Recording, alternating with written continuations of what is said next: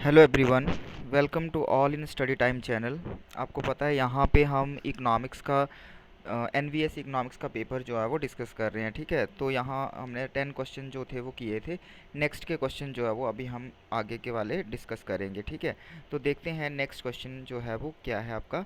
Find the correct ascending order of the following countries in human development index as per the 2018। तो 2018 का जो HDI index है उसमें आपको ये सीक्वेंस में लगाना था, बट इतना पुराना नहीं आएगा, आपको आएगा करंट का। ठीक है, तो वो हम वो देखते हैं। इसके अकॉर्डिंग जो आपका आंसर था वो आपका यहाँ पे जो दिए थे वो आपका पाकिस्तान, इंडिया एंड चाइना, ठीक है, ऐसे था।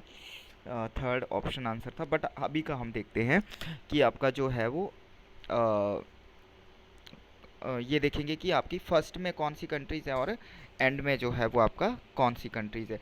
फर्स्ट का है हमारा स्विट्ज़रलैंड, सेकंड पे है नॉर्वे और तीसरे नंबर पे आइसलैंड है। ठीक है, और बॉटम में अगर हम देखें तो लास्ट में सोमालिया है, साउथ सूडान है। तो ये कंट्री जो है वो आपका 2018 के अकॉर्डिंग जो है वो है। ठीक है, नेक्स्ट है यहाँ पे थोड़ा सा मैं आपको और बता दूँ। देखो, स्विट्ज़रलैंड क्या बताया मैंने कि फर्स्ट पे था। ठीक है, तो यहाँ पर स्विट्ज़रलैंड का फर्स्ट, नॉर्वे सेकंड, आइसलैंड जो है वो थर्ड पे। बॉटम में बताएं तो आपका सोमालिया जो है वो सबसे एंड, उसके बाद जो है वो साउथ सूडान एंड फिर आपका सेंट्रल अफ्रीका। ये तो आ गई टॉप 3 कंट्रीज़ एंड बॉटम की 3 कंट्रीज़।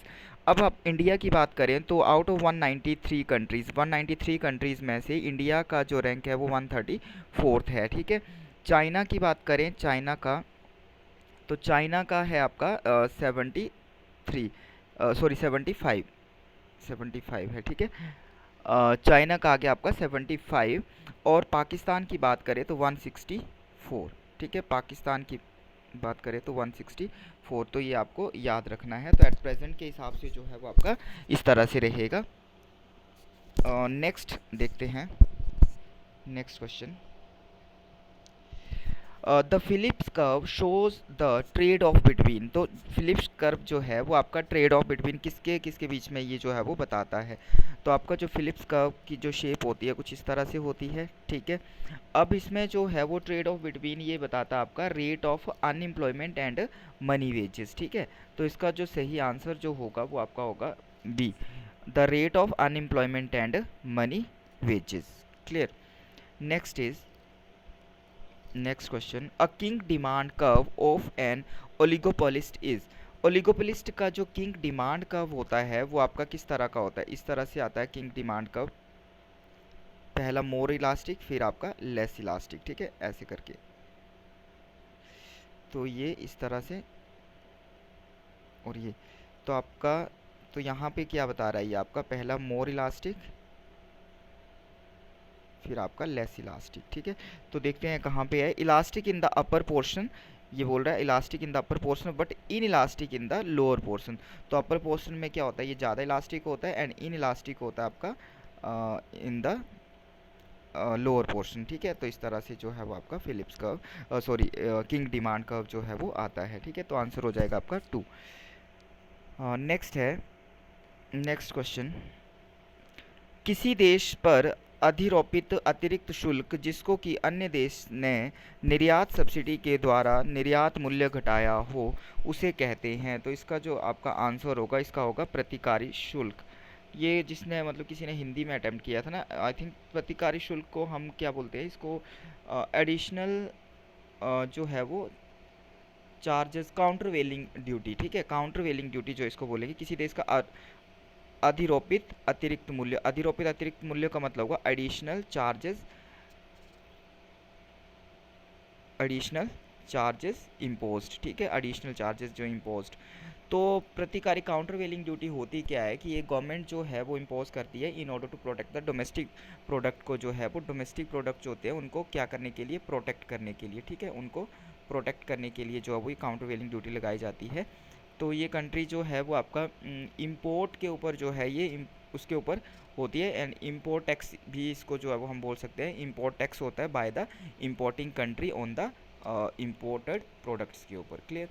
नेक्स्ट चलते हैं, which graphical method is use to measure the distribution of wealth and income. Wealth and income का जो रिलेशन बताता है वो आपका कौन सा ग्राफ बताता है?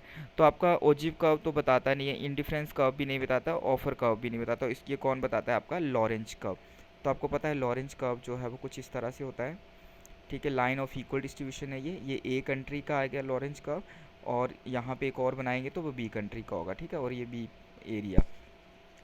तो यहाँ पे ये लाइन ऑफ इक्वल डिस्ट्रीब्यूशन है यहाँ पे, और ये मेज़र करता है आपका 0 टू आपका 100। ये भी कई बार जो है वो वैल्यू आपकी पूछी जाती है, ठीक।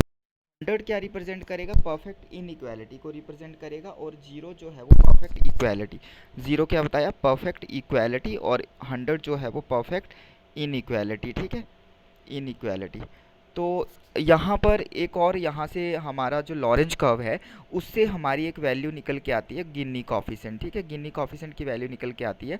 तो गिनी कॉफिशेंट कैसे निकालते हैं? ये वाला एरिया आपका ए एंड डिवाइडेड बाय ये आपका जो ट्राइंगल एरिया होगा, ठीक है, A plus B overall area, A divided by A plus B करके जो है वो आपका क्या निकाला जाता है? गिनी कॉफिशेंट की वैल्यू जो है वो निकाली जाती है, ठीक है। तो ये भी कई बार ये भी क्वेश्चन पूछ लेता है। देखो एक क्वेश्चन ये हो गया, एक ये हो गया, और जो कंट्री तीसरा क्वेश्चन ये हो गया कि जो 0 रिप्रेजेंट करता है आपका परफेक्ट इक्वालिटी, एंड 100 रिप्रेजेंट करेगा आपका परफेक्टली इनइक्वालिटीज़, ठीक है। नेक्स्ट क्वेश्चन की तरफ चलते हैं। Macro economics does not deal with, macro economics जो है वो आपका डील करता है थ्योरी ऑफ इकोनॉमिक ग्रोथ से भी, थ्योरी ऑफ इनकम से भी, और जर्नल थ्योरी ऑफ प्राइसेस जो है उससे भी। तो ये बोल रहा है डज नॉट। हम देखो माइक्रो में हम वेलफेयर इकोनॉमिक्स की बात भी जो है वो उसमें करते हैं ना, तो यहाँ पर आपका जो है सेकेंड होगा, ठीक है, theory of economic welfare, theory of economic welfare, macro economics does not deal with, second आएगा यहाँ पे। Next question.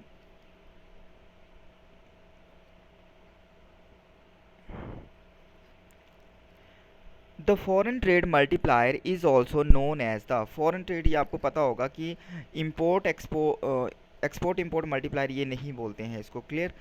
Balance of payment multiplier भी नहीं बोलते हैं, और एक्सपोर्ट इम्पोर्ट मल्टीप्लायर भी नहीं बोलते। The foreign trade multiplier is also known as export multiplier, क्या बोलते हैं? एक्सपोर्ट मल्टीप्लायर, ठीक है। तो इसका सही आंसर होगा फोर्थ, एक्सपोर्ट मल्टीप्लायर। नेक्स्ट है, next question. Which of the following is an important selective control by the central bank to regulate advance is. अब इसमें दो तरह के हमारे जो है वो क्रेडिट कंट्रोल्स आते हैं, एक आते हैं क्वांटिटेटिव और एक आते हैं क्वालिटेटिव, ठीक है। ये इस साइड क्वालिटेटिव है और इस साइड जो है वो क्वांटिटेटिव है। तो क्वालिटेटिव जो आपको सिलेक्टिव भी उनको बोलते हैं। क्वांटिटेटिव में आपका आता है ओपन मार्केट ऑपरेशन, ठीक है, कैश रिजर्व रेशो जो आपके क्वांटिटी में होंगे, एसएलआर ये आपको पता है, repo rate, reverse repo rate, ठीक है। आगे आपका आ जाएगा बैंक रेट, ये आपके आएंगे क्वांटिटेटिव, ठीक है। और क्वालिटेटिव में आपके बोलें तो आपका मोरल सुएजन, क्रेडिट राशनिंग, पब्लिसिटी, ठीक है, छोटा लिख रहा हूँ, और डायरेक्ट एक्शन, तो ये आपके आएंगे क्वालिटेटिव, ठीक है। तो यहाँ पर क्या बोला है कि विच of the N important selective बोल रहा है, तो वेरिंग मार्जिन जो है वो आपका जो मार्जिन रिक्वायरमेंट जो है वो आपका क्या होगा यहाँ पे, important selective control by the central bank. तो यहाँ पर जो है वो वेरिंग मार्जिन रिक्वायरमेंट, बी जो है वो आपका, तो यहाँ पर मार्जिन, यहाँ पर शायद मैंने एक नहीं लिखा है, तो यहाँ पर आप एक और लिख लेना, मार्जिन रिक्वायरमेंट, ठीक है। तो मार्जिन रिक्वायरमेंट्स भी आपका जो है वो किस में आता है, ये it is a qualitative method, तो ये भी qualitative method of credit control है। तो यहाँ पर आंसर होगा आपका बी, ठीक है। नेक्स्ट है मार्जिन रिक्वायरमेंट, ठीक है। Next is to restrict private investment during the period of inflation the RBI, during the period of inflation मतलब कि क्या है, इन्फ्लेशन जो है वो ज़्यादा है। अब प्राइवेट रिस्ट्रिक्ट प्राइवेट इन्वेस्टर को जो है वो रिस्ट्रिक्ट करना है कि वो ज़्यादा जो है वो इन्वेस्ट ना करें। तो आपका restrict private investment during the period of inflation में, क्योंकि इन्फ्लेशन ज़्यादा वो करेंगे और इन्फ्लेशन बढ़ेगी, तो कंट्रोल करने के लिए जो है वो stabilize the cash reserve ratio, stabilize नहीं होगा, increase the cash reserve ratio, ये भी नहीं होगा, decrease in the cash reserve, cash deposit, deposit वाला नहीं होगा, कैश रिज़र्व डिक्रीज भी नहीं होगा, स्टेबलाइज भी नहीं होगा, पहले तो ये होंगे नहीं, ठीक है, ये दो। और ये इंक्रीज़ कर रहा है cash deposit, cash deposit, cash deposit भी नहीं आएगा, तो यहाँ पाएगा raise the cash reserve ratio, cash reserve ratio को जो है वो सीआरआर को रेज करना। सीआरआर क्या होता है आपका, minimum amount that a commercial bank must hold in a liquid asset, मतलब कि जो कि आपका या इन्वेस्टर मतलब जो भी है तो वो आपका लिक्विड एसेट पे जो रखा जाएगा, तो raise the cash reserve ratio, ठीक है, minimum amount which is held in liquid assets that a commercial bank must hold in liquid asset में जो है वो मतलब उनको रखना होता है, ठीक है। तो ये जितना आगे ज़्यादा होगा तो फिर वो इंक्रीज़ होगा ना, तो उनको ज़्यादा मतलब लिक्विड एसेट में रखना होगा, तो आगे लोन कम दे पाएंगे, तो लोग लोन जो है वो कम देंगे, दैट मीन्स कि प्राइवेट इन्वेस्टर भी लोन कम लेंगे, तो आगे इन्वेस्टमेंट जो है वो फिर कम होगा, तो to restrict the private investment, तो इसी तरह से फिर वो आगे प्राइवेट इन्वेस्टमेंट जो है वो रिस्ट्रिक्ट होगा। नेक्स्ट क्वेश्चन है, as pie diagram is a circular diagram, pie diagram आपको पता है किस तरह की होती है, इस तरह का सर्कल में सर्कुलर डायग्राम, तो इसमें जो है वो आपका क्या बोला आगे, the total frequency of value is equal to, तो इसकी जो फ्रीक्वेंसी वैल्यू जो होती है ना वो आपका 90 × 4 कर दो, ठीक है, तो कितना आ जाएगा 360, तो ये आपका आ जाएगा ना ऐसे करके 4 पार्ट्स, तो ये आपका 90 डिग्री, 90 90 एंड आपका 90, ठीक है, तो 360, तो यहाँ पर 360 कहाँ पे है, ये third will be the answer, ठीक है।